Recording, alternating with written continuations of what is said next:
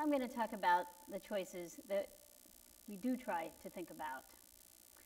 I've been studying choice for a long time, and what I want to talk about today is how and why we make many of the choices we do make, and what are some of the problems that we have when we make some of the choices that we make. As healthcare professionals, I don't need to convince you that there's a lot of choices that people have to make today that are very difficult.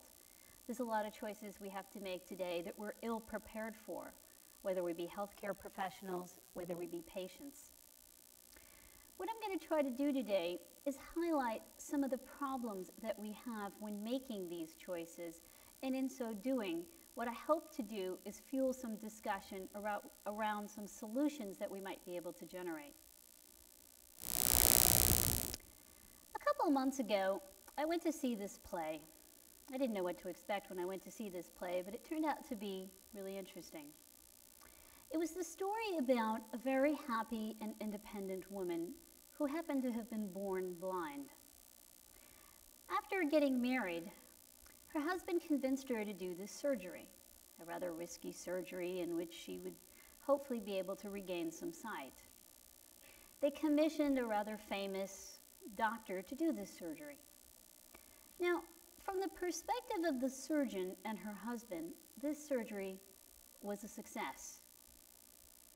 But for Molli, regaining the function of her eyes turned out to be more of a curse than a blessing. She didn't know how to see. And as the world unfolded before her, it didn't look anything like the world she knew and had grown to love. Now, over time, she grew confused, overwhelmed, frustrated, soon became insane, and eventually went into an asylum.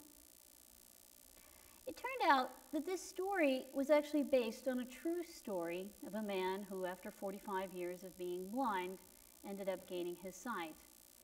In his case, he didn't go crazy, but he came pretty close. The famous neurologist Oliver Sacks wrote about it in his essay, To See and Not See. I'm blind, and as you can imagine, this play raised many questions for me. What if I were to be given that choice? What would I choose? Would I know what I want? Would I understand the consequences of that choice? And what if I were to turn to other people for help and guidance? Would my family, my friends, healthcare professionals, would they guide me well? You know, we believe that we're the experts on choice. We believe that that we know what we want, and as long as we choose it, we'll be happy. And we believe that if we have choice, we're more likely to get what we want and be happy. But do we know what we want? Let's take this question at its most basic level. Imagine I show you these two, what I'm told are very attractive women. One's a blonde, one's a brunette. And I ask you, which one is hot? Some of you might pick the blonde, some of you might pick the brunette. A whole bunch of guys from the US and Europe were asked this very question, and they were in fact shown series upon series of pairs of pictures of beautiful women. And in each case, they indicated which one they thought was more hot. Pretty easy thing for guys to do, don't you think?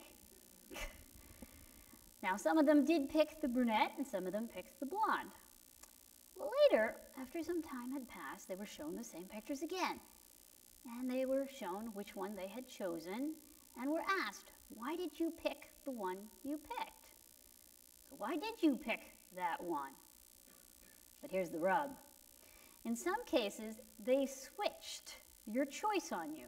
You might have chosen the brunette, but you're told that you chose the blonde. So now when you're asked, why did you pick the one that you picked, which you really didn't pick, you say, I like blondes. 87% of the time, people never even notice the sleight of hand. Now, this is just one example of countless studies that show over and over again in lots of different domains of choice that we don't really know what we want. In fact, our preferences are so inconsistent. We don't even recognize half the time when we exhibit inconsistent preferences, and so we're not able to correct these inconsistencies. Well, this was a small example, a very subjective choice. But what if I give you a really complicated choice, one that has not just subjective outcomes, but very clearly defined objective outcomes? Well, how can this preference inconsistency play out then? Imagine I give you a choice. I tell you you have colon cancer, and now the doctor gives you a choice. You have two choices of treatment. Treatment A, 80% chance of success, no complications. But there is a 4% chance that you might experience one of 4 uncomfortable complications. Intermittent diarrhea, wound infections, obstruction of the bowel, things that are not life-threatening, but kind of uncomfortable. And then there's a 16% chance of failure, which would result in death within 2 years. The second choice has an 80% chance of success and a 20% chance of failure, resulting in death within 2 years. Which one would you choose? Well, it turns out that when people are given this choice, 52% choose B. Remember, B actually has a higher chance of death. Why are they choosing B? Don't they want to live? Well, when you're given these two choices, what are you thinking about? Not the probability of dying. You're thinking about, gosh, what would it be like to go to the bathroom every 5 minutes? That sounds pretty horrible. Now, if I give you the choice in a different way, choice of life versus death. But if you live, you might experience some uncomfortable complications, but they're not life-threatening. Well, now, 92% of the people choose A. Not only are our preferences inconsistent, but it turns out that they're rather malleable. They're malleable to the way we present those choices because ultimately our choices are context dependent. So what does that mean for you, the healthcare professionals? You're in a very tough pickle. How do you present these choices to your patients? There is no such thing as a neutral way of presenting these options. There's no such thing as that. No matter how you present the information, you will be making different trade-offs more salient to people. So here's the trick. You somehow have to figure out how to present the trade-offs associated with each of those choices in a way that's in line with the patient's goals. How do you manage that, particularly when you may not know what those patients' goals are? And not only that, different patients may have different goals. Now, this problem becomes even more complicated as the number of choices increasingly grow in our environments. And they are not just growing in the healthcare profession, they are growing throughout the entireness of our life. Today, we are experiencing an explosion of choice. We can choose everything, our careers, our spouses, where we want to live, how we want to schedule our entertainment, which one of 100 different kinds of jams we want to spread across our toast, more than that, different flavors and brands of soda pop we want to have with our meal. In 1949, the average grocery store had 3,700 products in it. Today, the average grocery store has 45,000 products in it.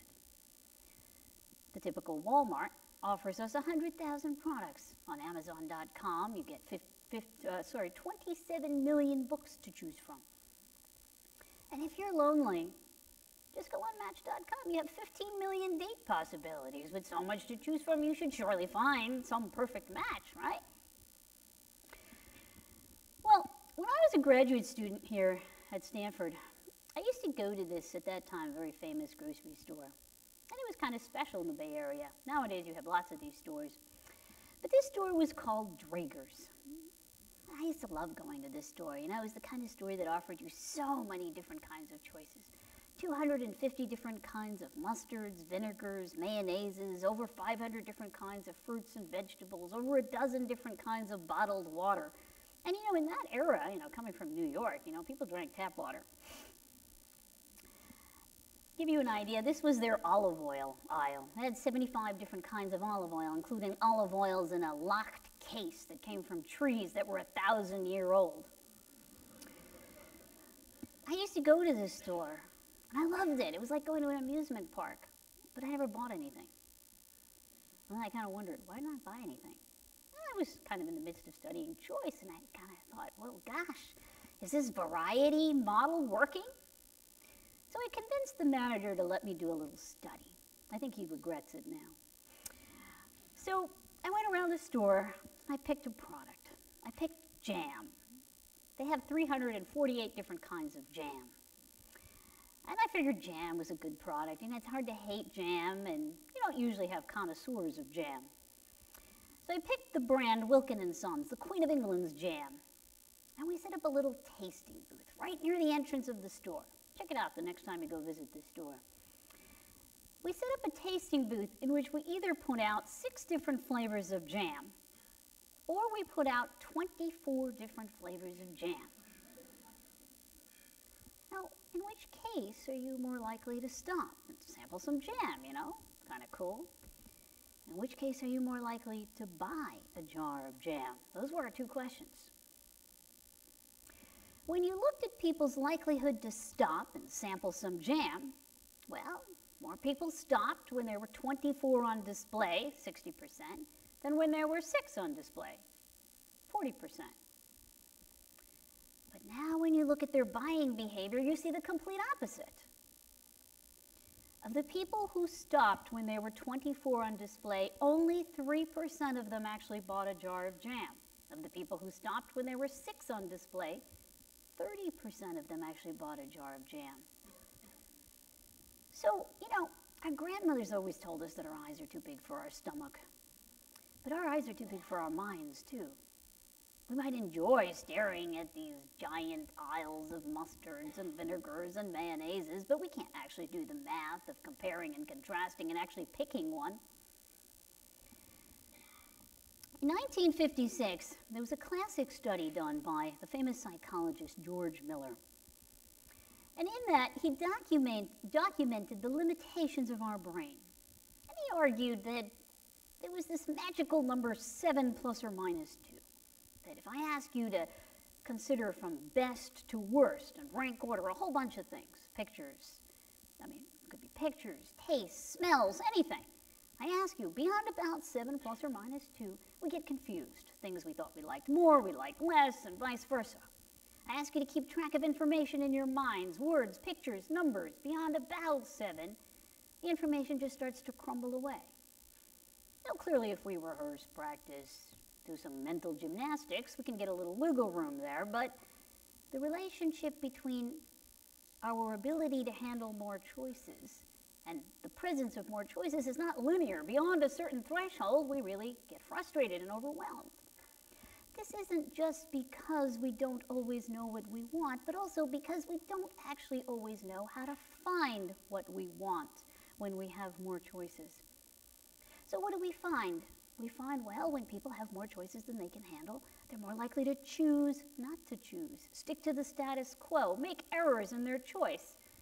Well, this isn't such a big deal when jam is the only thing at stake, but this happens even when really important decisions come our way. Let's take the case of Medicare Part D. The states varied the number of plans that they offered to their patients or people in the state, anywhere from 40 to 60 options they had. What did they find?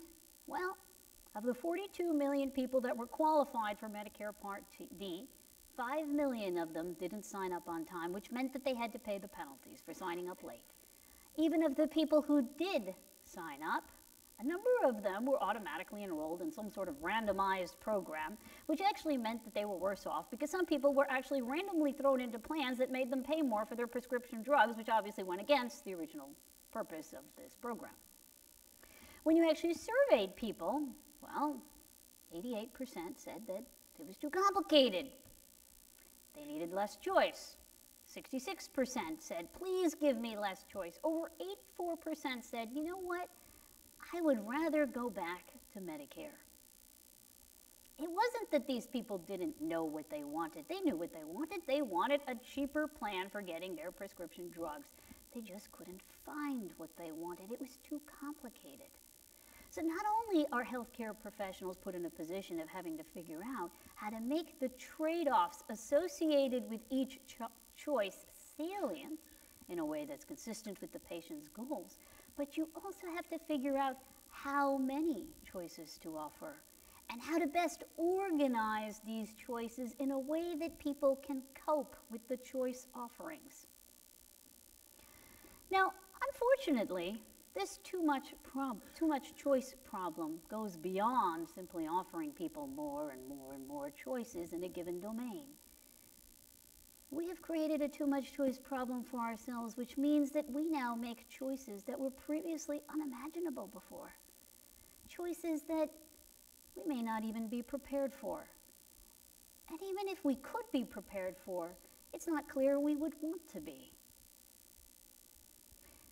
You know, we live in a society in which we believe that every choice is important and that we should make all our own choices, particularly if those choices are life-altering.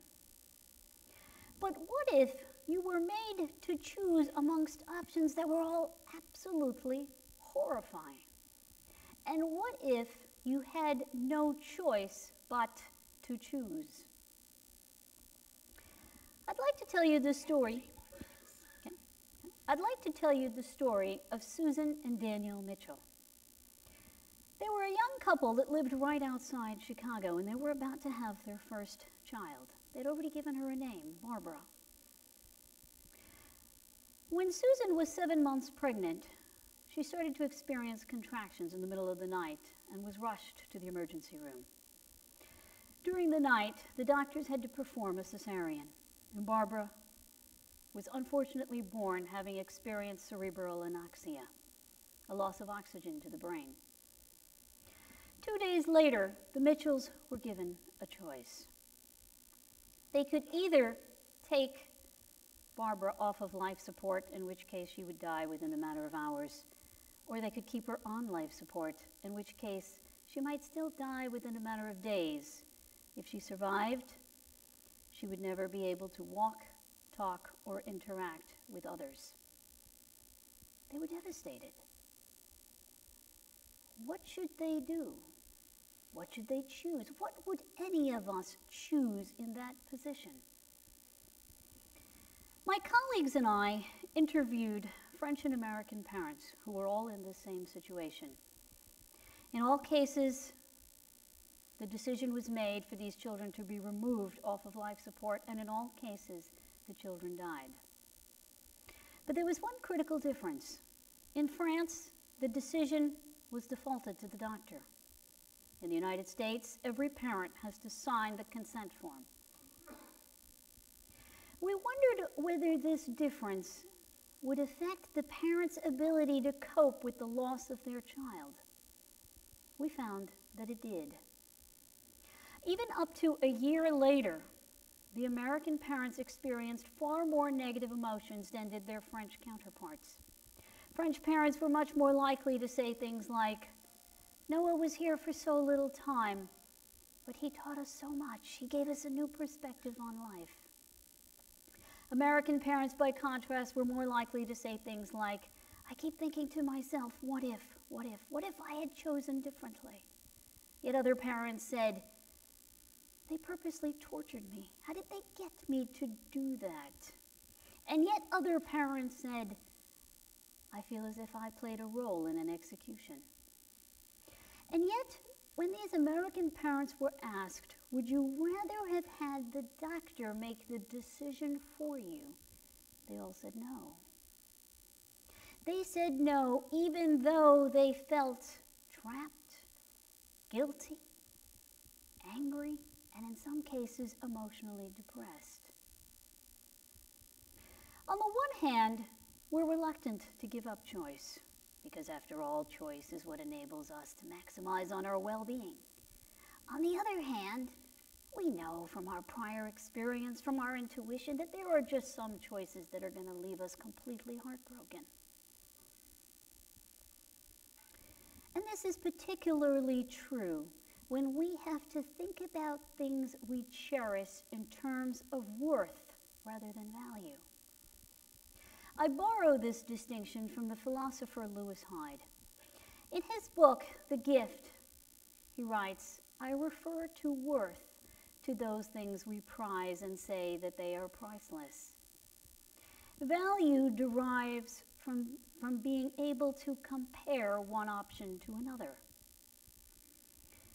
The life of a child has worth, but when we ask parents like the Mitchells to make a decision, to compare the options, we are asking them to determine value.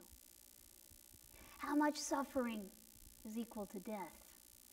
How do I calculate the effects of emotional stress, financial pressures, the effects that this choice will have on my children?